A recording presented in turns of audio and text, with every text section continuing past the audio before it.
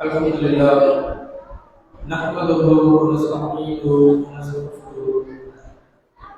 May yahdihillahu fala mudilla lahu wa may yudlil fala hadiya lahu. Ashhadu an la ilaha illallah wa ashhadu anna Muhammadan abduhu wa rasuluhu. Rabbi zidni ilma, Rabbi ishrah li sadri wa yassir li amri wahlul 'uqdatam min lisani yafqahu qawli. கண்ணியத்திற்குரிய எல்லாம் அல்ல அல்லாஹ்வின் நல்லடியார்களே, புனிதமிக்க ரமலான் மாதத்தில் சூரா யூசுப் கூறும் அழகிய வரலாறு என்கிற தலைப்பில் யூசுப் அலைஹிஸ்ஸலாம் அவர்கள் தொடர்பான வரலாற்று செய்தியை அதிலே நமக்கு இருக்கின்ற படிப்பினைகளை நாம் அறிந்து கொண்டு வருகிறோம். நேற்றைய தினம் யூசுப் அலைஹிஸ்ஸலாம் அவர்கள் தன்னுடைய சொந்த சகோதரர்களால் கிணத்துல வீசப்பட்டு பிறகு வணிக கூட்டத்தினர் அதை எடுத்து எகிப்தில அந்த நாட்டினுடைய பொருளாதார அமைச்சரிடம் விட்டு அவர் தன்னுடைய வீட்டில் யூசுப் அலைஹிஸ்ஸலாம் அவர்களை கண்ணியமான முறையில் வளர்க்க வேண்டும் என்று அவருடைய மனைவியிடத்தில் தெரிவித்த செய்தி வரைக்கும் பார்த்தோம். அதற்கு பிறகு உள்ள செய்தியினை தொடர்ந்து இன்றைக்கு பார்க்க இருக்கிறோம். யூசுப் அலைஹிஸ்ஸலாம் அவர்கள் சம்பந்தமான அந்த செய்தி அல்லாஹ் ரப்பல் ஆலமீன் ஒரு சாப்டராக செய்திகளை நமக்கு சொல்லித் தருவார். ஒரேடியாக அவர்கள் சம்பந்தமான எல்லா வரலாற்று தகவல்களையும் சொல்லாமல் எது நமக்கு படிப்பினை தருமோ அதை மாத்திரமே அல்லாஹ் ரப்பல் ஆலமீன் அந்த சூரா முழுவதும் சொல்லி இருப்பதை நாம் பார்க்கலாம். அதுல யூசுப் அலைஹிஸ்ஸலாம் அவர்கள் பொருளாதார அமைச்சர் வீட்டுக்கு வந்த பிறகு அங்கேயே வளர்க்கிறார்கள். பொதுவாக ஒரு குழந்தை எந்த சூழலிலே வளர்கிறதோ அதற்கு ஏற்றவாறு அந்த குழந்தையினுடைய திறமையும் கல்வியும் வளரும். ஒரு சாதாரண குடும்பத்தில் வளரக்கூடிய ஒரு பிள்ளை அந்த குடும்பத்தினுடைய பழக்க வழக்கங்களுக்குத்தான் அறிந்து கொண்டதாக இருக்கும். ஒரு நல்ல படித்த குடும்பத்தில் ஒரு குழந்தை வளர்ந்தது என்றால் அது அந்த கல்வியிலே கொஞ்சம் அதிகமான அளவுக்கு முன்னேறி வருவதை நாம் பார்க்கலாம். அதே மாதிரி ஒரு அரசியல் சம்பந்தமான குடும்பத்தில் ஒரு குழந்தை வந்தால் அரசியலை அந்த குழந்தை ஆரம்ப நிலையிலிருந்து அறிந்து கொள்ளும். அதே மாதிரி யூசுப் அலைஹிஸ்ஸலாம் அவர்கள் ஒரு அரசர் சம்பந்தப்பட்ட ஒரு பொருளாதார அமைச்சருடைய வீட்டில் வளர்கிற காரணத்தினால் அந்த ஆட்சி முறைகளையும் சேர்த்து அவர்கள் பழகி கொள்கிறார்கள். பொருளாதாரத்தை கையாள்வது எப்படி என்கிற தகவல்களை எல்லாம் அவருடைய குழந்தை பிரயாத்தில் இருந்து அவர்கள் பார்த்து அறிந்து கொள்வதற்கு அது ஏதுவாக அமைகிறது. இது ஏன் நான் முன்கூட்டியே சுட்டி காட்டுகிறேன் என்றால் பிறகு வரக்கூடிய சம்பவத்தை நீங்கள் பொருத்தி பார்ப்பதற்கு வசதியாக இருக்கும். அப்படி யூசுப் அலைஹிஸ்ஸலாம் அவர்கள் அந்த வீட்டிலே வளர்ந்து ஒரு இளமை பருவத்தை அடைகிறார். இளமைக்கே உண்டான ஒரு ஜமால் ரௌனக் அவர்களிடத்திலே அழகாக விழுகிறது. அதிலும் யூசுப் அலைஹிஸ்ஸலாம் அவர்கள் சிறு பிராயத்திலிருந்து மிக அழகான குழந்தையாக இருந்த காரணத்தினால் எந்த ஒரு அழகும் அந்த பருவ காலத்திலே தான் அதிகமாக வெளிப்படும். அந்த அடிப்படையில அந்த இளமையை யூசுப் அலைஹிஸ்ஸலாம் அவர்கள் அடைகிற நேரத்தில் அவர்களுக்கு உண்டான அந்த அழகு மிக பிரம்மாண்டமான வகையில வெளிப்படுகிறது. அது ஒரு கட்டத்தில் என்ன ஏற்படுகிறது என்றால் எந்த பெண்ணுடைய வீட்டில யூசுப் அலைஹிஸ்ஸலாம் அவர்கள் வளர்ந்தார்களோ யார் யூசுப் அலைஹிஸ்ஸலாத்தை ஒரு பிள்ளையை போல வளர்த்தார்களோ அந்த பெண்ணுக்கு யூசுப் அலைஹிஸ்ஸலாம் அவர்கள் மீது ஒரு விதமான மோகத்தையும் ஆசையையும் ஏற்படுத்துகிறது. உலகத்துல ஆணுக்கும் பெண்ணுக்கும் இயல்பாக நடக்கக்கூடிய ஒரு ஆசையாக இது இருந்தாலும் கூட ஒரு அரச குலத்தை சேர்ந்த ஒரு பெண்மணி, ஒரு அமைச்சருக்கு மனைவி, அது மட்டுமில்லாமல் தன்னால் வளர்க்கப்பட்ட ஒரு இளைஞன், இது எதையுமே பொருட்படுத்தாமல் அந்த இளைஞன் மீது அவருக்கு ஒரு விதமான ஈர்ப்பு ஏற்படுகிறது என்றால் அதற்கு காரணம் யூசுப் அலைஹிஸ்ஸலாம் அவர்கள் இருந்த அழகுதான் காரணம். ஏனென்றால் சில தஃசீர்களில அந்த பெண்ணை ரொம்ப விமர்சனப்படுத்தி எழுதியிருப்பார்கள். அது ஒரு விபச்சார பெண்மணி, விபச்சாரத்தை செய்து கொண்டிருந்தவள் அப்படியெல்லாம் எழுதியிருப்பாங்க. ஆனா அல்லாஹ் ரப்பல் ஆலமீன் எந்த இடத்துலையுமே அவர் விபச்சாரியாக இருந்தால் அப்படின்னு குறிப்பிடல. ஆனால் அவர் சிறந்த பெண்மணி கிடையாது, நல்ல ஒழுக்கத்திற்கு எடுத்துக்காட்டான பெண்மணி கிடையாது, அதுல மாற்று கருத்து இல்லை. அதே நேரத்துல மார்க்கத்துல சொல்லாத ஒரு விமர்சனத்தை நாம் முன்வைக்க வேண்டிய அவசியமும் இல்லை. அதாவது யூசுப் அலைஹிஸ்ஸலாம் அவர்கள் அங்கே வளர்ந்ததும், அவர்கள் மிகப்பெரிய அழகானவர்களாக திகழ்ந்ததும், அவர்களுக்கு யாரும் இல்லை என்ற உணர்வும், இவர் நமக்குள்ள கிடையாது அப்படிங்கிற எண்ணமும் தான் அந்த பெண்ணுக்கு அவர்கள் மீது ஒரு விதமான ஈர்ப்பு ஏற்படுகிறது. இது நாளடைவில் வளர்ந்து என்ன ஆகுறதுன்னா, எப்படியாவது இவரை நம்முடைய ஆசைக்கு இணங்க செய்ய வேண்டும் என்று அந்த பெண் சந்தர்ப்பம் பார்த்து எதிர்பார்த்து காத்துக்கிட்டே இருக்கிறார். அதுக்கு ஏற்ற மாதிரியான ஒரு சூழ்நிலை நிலவுகிறது. கணவன் வீட்டில் இல்லாத ஒரு சூழ்நிலை ஏற்படுது. அதே மாதிரி ஒரு அரச குலம், ஒரு அமைச்சர் வேணும்னு சொன்னா அங்க தனியாலாம் இருக்க மாட்டாங்க, பல வேலையாட்கள் இருப்பாங்க, உறவினர்கள் பல பேர் இருப்பாங்க. அப்ப இதெல்லாம் இல்லாத ஒரு சூழ்நிலை அந்த பெண்ணுக்கு ஏற்படும் பொழுது அவளுடைய ஆசையை நிறைவேற்றிக் கொள்வதற்காக அவள் யூசுப் அலைஹிஸ்ஸலாத்தை என்ன செய்யறான்னா விபச்சாரத்திற்கு அழைக்கிறார். அது அல்லாஹ் திருமறை குர்ஆன்ல சொல்லி காட்டும் பொழுது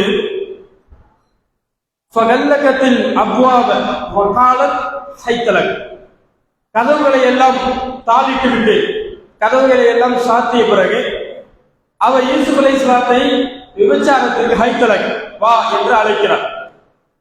அப்ப யூசுப் அலைஹிஸ்ஸலாம் அவர்கள் கொஞ்சமும் அதை எதிர்பார்த்திருக்க மாட்டார்கள்.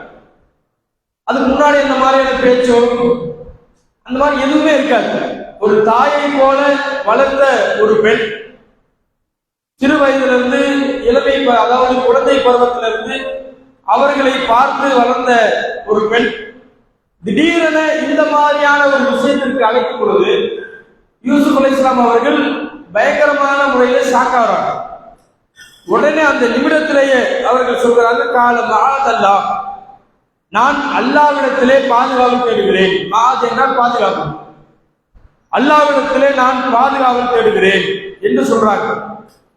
மேலும் சொல்றாங்க, இன்னபி ரப்பி அஹ்ஸன மஸ்வாய, அவன் என்னுடைய இறைவன் எனக்கு கண்ணியமான முறையில ஒரு தங்குமிடத்தை ஏற்படுத்தினான். இது இந்த வசனத்தை அறிஞர்கள் ரெண்டு விதமா விளக்க சொல்றாங்க. இன்னஹு ரப்பி அஹ்ஸன மஸ்வாய என்று யூசுப் அலைஹிஸ்ஸலாம் சொன்னது அல்லாஹ்வை பற்றி சொன்னான். அல்லாஹ் எனக்கு கண்ணியமான ஒரு இடத்தை தந்தான் என்று அல்லாஹ்வை பார்த்து சொன்னதாகவும் சில விளக்கம் இருக்கிறது. இன்னும் சில பேர் எப்படி சொல்றாங்கன்னா, தன்னுடைய எஜமானனான அமைச்சரை கொண்டு தான் அப்படி சொன்னாங்க. இவர் என்னுடைய எஜமானன், இவர் என்னை கண்ணியமான முறையில வாழ வைத்திருக்கிறார், அதனால அவருக்கு நான் என்ன செய்ய மாட்டேன், துரோகம் செய்ய மாட்டேன். இந்த துரோகம் செய்ய மாட்டேன் என்கிற வாசகம் இறைவனை பார்த்து சொன்னதை விட அமைச்சரை பார்த்து சொல்வதுதான் பொருத்தமாகிறது. அதனால இந்த மாதிரி அவங்க சொல்றாங்க. ஏற்கனவே அவர் என்ன செஞ்சாரு, யூசுப் அலைஹிஸ்ஸலாத்தை வீட்டில் விடும் பொழுது மனைவிகள் என்ன சொன்னாரு, அக்ரமி மஸ்வாபு, இவரை கண்ணியமான முறையில நடத்துங்க அப்படின்னு சொன்னார். யூசுப் அலைஹிஸ்ஸலாம் அதை அந்த இடத்துல நினைவு கூறுறாங்க. இன்னஹு ரப்பி அஹ்ஸன மஸ்வாய, அவர் என்னுடைய எஜமானர், அவர் என்னை கண்ணியமான முறையில நடத்தினார், அவருக்கு நான் என்ன செய்ய மாட்டேன், துரோகம் செய்ய மாட்டேன். துரோகம் செய்யக்கூடியவர்களை அல்லாஹ் விரும்ப மாட்டான் என்று சொல்றாங்க. ஆனா அவளுக்கு யூசுப் அலைஹிஸ்ஸலாம் அவர்கள் மீது கொண்ட அந்த ஈர்ப்பு என்ன செய்கிறதுன்னா, இது எதை பத்தியுமே யோசிக்க வைக்கிறது. எப்படியாவது என்ன செய்யணும், இவரை நம்முடைய ஆசைக்கு கொண்டு வர வேண்டும் என்பதில் தான் முனைப்பாக இருக்கிறார். இவங்க எவ்வளவுதான் முயற்சி பண்றாங்க, முடியல. ஒரு கட்டத்துல என்ன ஆகுது அப்படின்னாக்கா, அல்லாஹ் சொல்லி காட்டுகிறான், வலக்கத் ஹம்மத் பிஹி வ ஹம்ம பிஹா. ஒரு சந்தர்ப்பத்துல அவள் அவரை நாடினாள், அவரும் அவரை நாடிவிட்டார். லவ்லா அர்ரா புர்ஹான ரப்பி, அல்லாஹ் மாத்திரம் தன்னுடைய அத்தாட்சியை காட்டியிருக்காவிட்டால் தவறு செய்திருப்பார் என்று அல்லாஹ் சொல்லி காட்டுறான். ஒரு கட்டத்துல இப்படியே கான்வர்சேஷன் போக போக என்ன ஆகுது அப்படின்னு கேட்டா, யூசுப் அலைஹிஸ்ஸலாம் அவர்களுக்கு அந்த ஒரு சஞ்சலம் ஏற்படும், மனசுல ஒரு சபலம் ஏற்படும். அப்ப அல்லாஹ் என்ன செய்யறானா, தன்னுடைய அத்தாட்சியை காட்டி அவர்களை அந்த காரியத்தில் ஈடுபட விடாமல் காப்பாற்றி விட்டான் என்று அல்லாஹ் சொல்லி காட்டுறான். அதுக்கு பிறகு என்ன செய்யறாங்க அப்படின்னா, அங்கிருந்து ஓடுறாங்க. ஓடுறாங்க, விடுற மாதிரி இல்லை, விரட்டிக்கிட்டே பின்னாடியே துரத்திட்டு வரான். பிடிச்சி சட்டையை பிடிச்சி இழுக்கிறான். அவருடைய ஆடை சட்டையெல்லாம் கிழிந்து போகிறது. அப்ப அந்த நேரத்துல எப்போதுமே நான் ஆரம்பத்தில் சொல்லி காட்டேன், ஒரு தவறை செய்யக்கூடிய ஒருத்தன் எவ்வளவுதான் பிளான் பண்ணாலும், முயற்சி பண்ணாலும், அறிமுகமா யோசிச்சாலும் ஏதாவது ஒரு சின்ன தவறை அல்லாஹ் செஞ்சிருவான், செய்ய வச்சிருவோம். இவ கதவெல்லாம் அடைச்சுக்கிட்டு உள்ள இந்த மாதிரி அவங்களை அடைய முயற்சி செய்யற நேரத்துல இவங்க ஓடுறாங்க. ஓடி கதவை திறந்த உடனே கணவர் முன்னாடி நிற்கிறார். இவ கணவர் எதிர்பார்த்திருந்தா செஞ்சிருப்பாரு, கணவர் இருந்த நேரமா இருந்தா இப்ப யோசிச்சிருப்பாரு. ஆனா கொஞ்சமும் எதிர்பார்க்காத அந்த நேரத்துல கதவை திறக்கிறாங்க யூசுப் அலைஹிஸ்ஸலாம். எதிரில் அந்த அமைச்சர் நிற்கிறார். பார்த்த உடனே அந்த செகண்ட் உடனே என்ன செய்யறாங்க, அப்படியே பெல்ட் அடிக்கிறோம். பாத்தீங்களா, இவரை எப்படி நீங்க கண்ணியமான முறையில் வச்சிருந்தீங்க, நம்ம பிள்ளைய போல வளர்த்தமே, அவரு உங்களுடைய மனைவிக்கு துரோகம் செய்ய பார்த்தாரு. இவருக்கு இப்ப நம்ம என்ன செய்யலாம், சிறை தண்டனையா அல்லது வேற என்ன தண்டனை கொடுக்கிறது இப்படின்னு கேட்கிறோம். யூசுப் அலைஹிஸ்ஸலாம் அவங்களுக்கு என்ன செய்யறதுன்னு புரியல. ஏற்கனவே அவங்க ஏற்பட்ட அதிர்ச்சியில் மீளல. இந்த மாதிரி அப்போ என்ன ஒரு தாய் மாதிரி பார்த்த ஒரு பெண் இப்படியான ஒரு தவறான ஆசைக்கு அழைக்கிறாளே, அந்த அதிர்ச்சி ஒரு பக்கம். அதுல எப்படியாவது தப்பிச்சு வரணும்னு நினைக்கிற நேரத்துல எதிரில் பார்த்தா கணவன் நிற்கிறார், இவருடைய எஜமானன் அமைச்சர் நிற்கிறாரு. இப்ப என்ன செய்யறது? ஆனா இந்த இடத்துல என்ன செய்யணும்? அந்த அளவுக்கு யூசுப் அலைஹிஸ்ஸலாம் மீது ஆசையும் ஈர்ப்பும் அன்பும் வைத்திருந்த அவள் இங்க காப்பாற்றணுமா இல்லையா? யூசுப் அலைஹிஸ்ஸலாத்தை எப்படியாவது சொல்லி காப்பாற்றிருக்கலாம். ஆனால் அந்த செகண்ட் என்ன செய்யறானாக்கா, இவர் என்னிடத்த தவறா நடந்துக்க முயற்சி செஞ்சாரு அப்படின்னு சொல்லிட்டு யூசுப் அலைஹிஸ்ஸலாம் அவர்கள் மீது பழியை தூக்கி போடுறாங்க.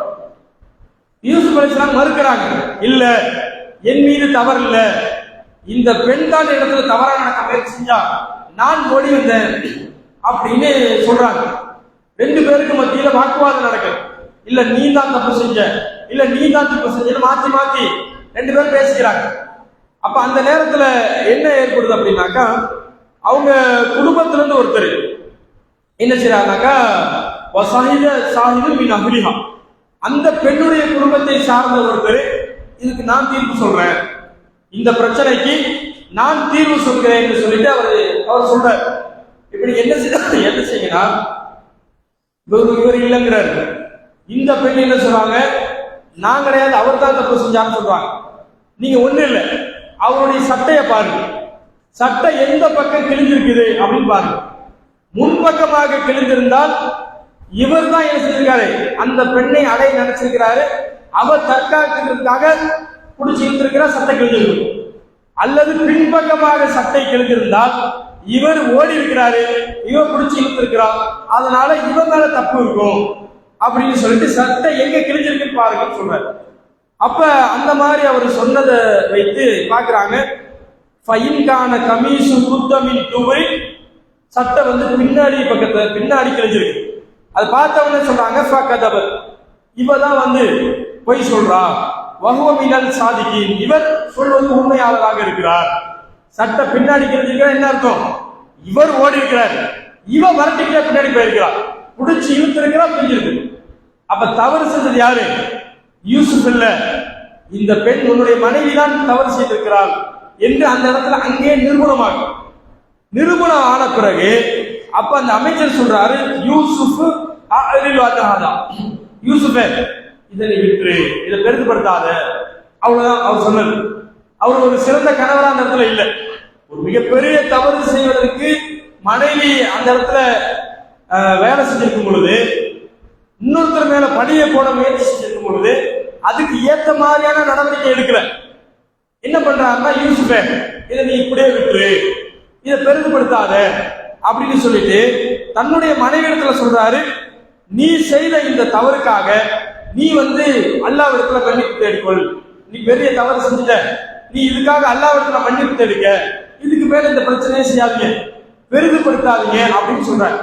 என்ன காரணம்னா, அவங்க என்னதான் தவறு செய்திருந்தாலும் கூட அமைச்சருடைய மனைவி, அரச குலத்தை சேர்ந்தவர்கள்.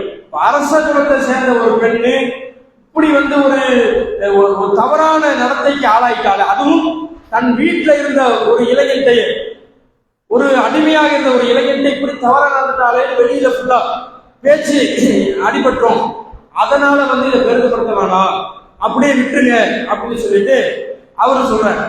யூசுப் அலைஹிஸ்ஸலாம் அந்த வீட்டில் இருக்கிறாங்க, இந்த வீட்டுக்கு கட்டுப்பட்டவர்களாக இருக்கிறார்கள். அதனால அவங்க என்ன செய்யல, அதை பெருசா எடுத்துக்காம அப்படியே விட்டுறாங்க. ஆனா அது என்ன நடக்குது அப்படின்னாக்கா, இந்த செய்தி கொஞ்சம் கொஞ்சமாக வெளியில கசிய ஆரம்பிக்கிறது. இவங்க மூடி மறைச்சிட்டாங்க. யூசுப் அலைஹிஸ்ஸலாம் அவங்க என்ன செய்யல, பரப்பல. அமைச்சரும் பரப்பிருக்க மாட்டாரு. தவறு செஞ்ச அந்த பெண்ணை வெளியே சொல்லியிருப்பாளா? சொல்லியிருக்க மாட்டார். ஆனால் இதை பரப்புறதுக்கு சில பேர் இருந்திருக்கிறாங்க. எந்த ஒரு சம்பவமும் அது வெளியே தெரிஞ்சா பிரச்சனை ஆயிடும் சொல்லி என்னதான் மறைச்சாலும் அதை வெளியில பரப்புறதுக்கு ஒரு கூட்டம் இருக்கு. அது எல்லா காலத்திலும் இருப்பாங்க.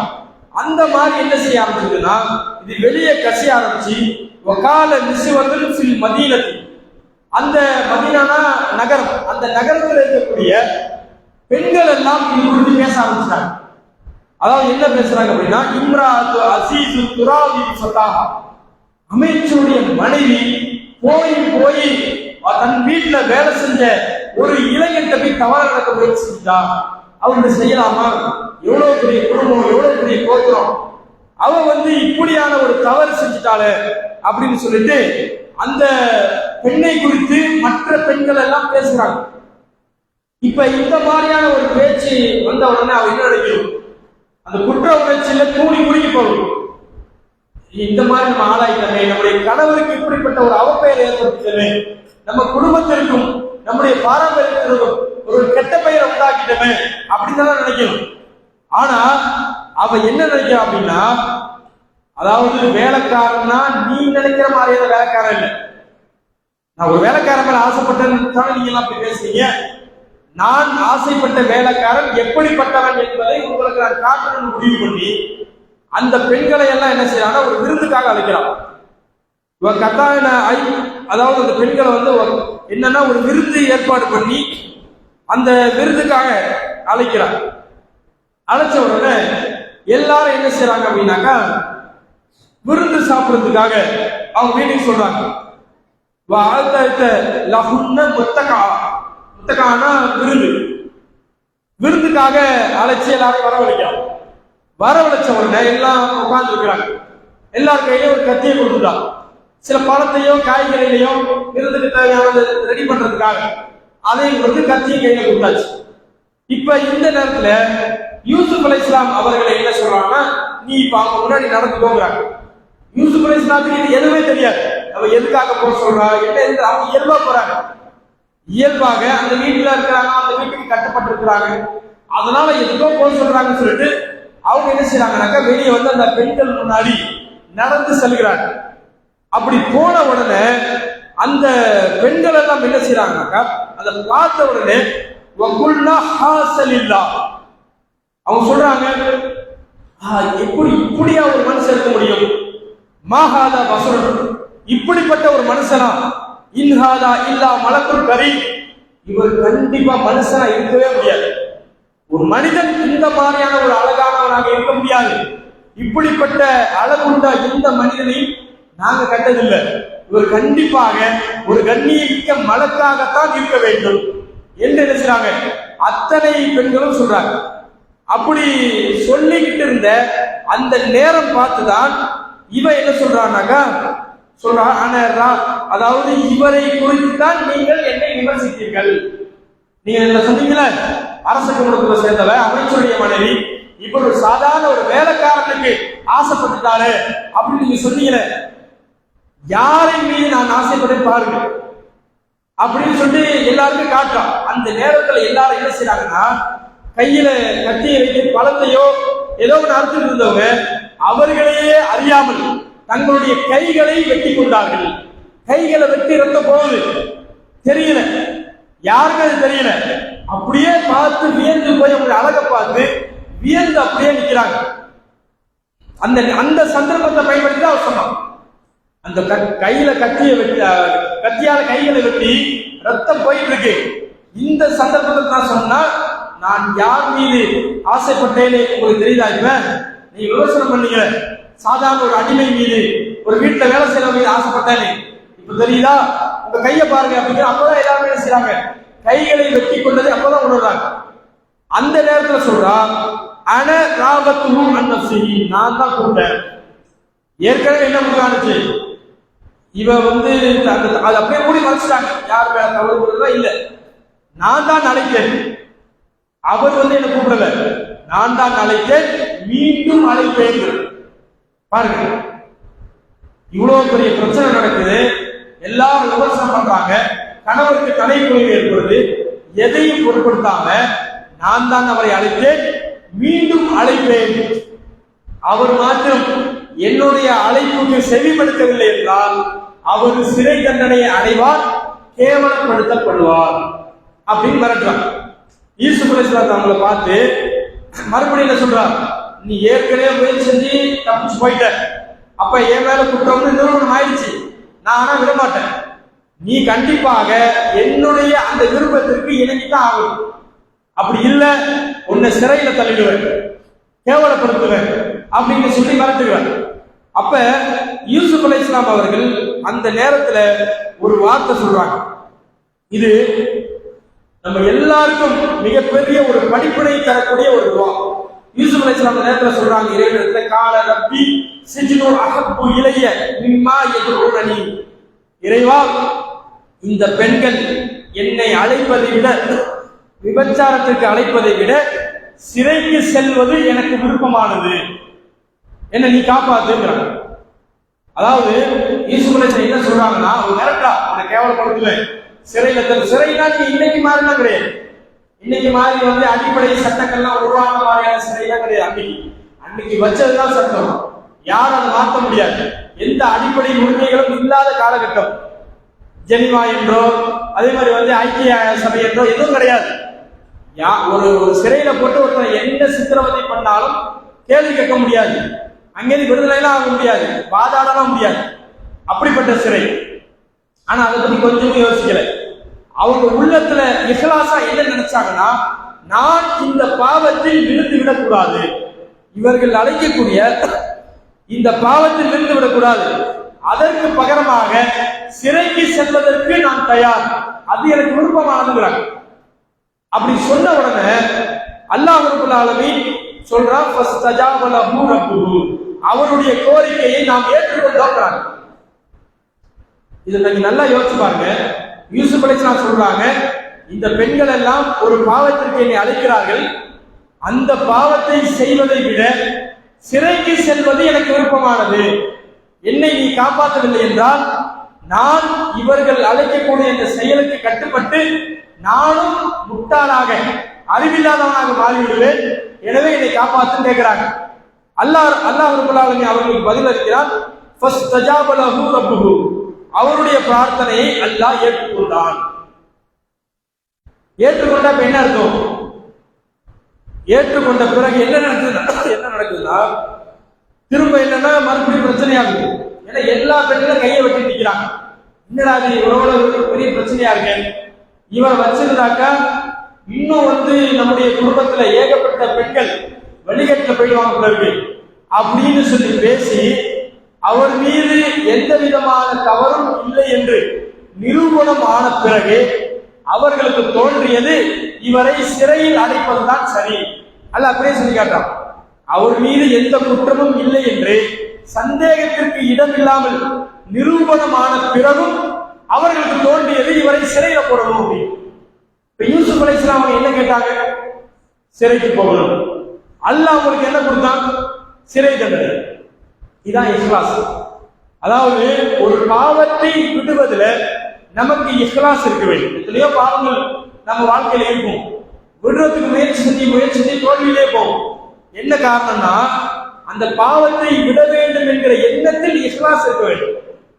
ஒரு தவறை விடுறது, இது தவறுதான் ஆனா முடியல, செஞ்சுட்டு இருக்கு ஆனா விடணும் அப்படின்னு முயற்சி செஞ்சால் அதுல இஹ்லாஸோடு இருந்தது கண்டிப்பாக அல்லாஹ் அதிலிருந்து நம்மை வெளியேற்றுவான். அதற்காக நான் உலகத்தையே இழந்தாலும் சரி, என்னுடைய பொருளாதாரத்தை இழந்தாலும் சரி, நான் இந்த பாவத்திலிருந்து மீள வேண்டும் என்று எண்ணி அதுல தூய்மையான உள்ளத்தோடு இருந்தால் அல்லாஹ் என்ன செய்வான்? நிச்சயமாக அதிலிருந்து காப்பாற்றுவான். அப்ப யூசுப் அலைஹிஸ்ஸலாம் என்ன செய்யறாங்க? சிறையிலே கொண்டு போய் அடைக்கிறாங்க.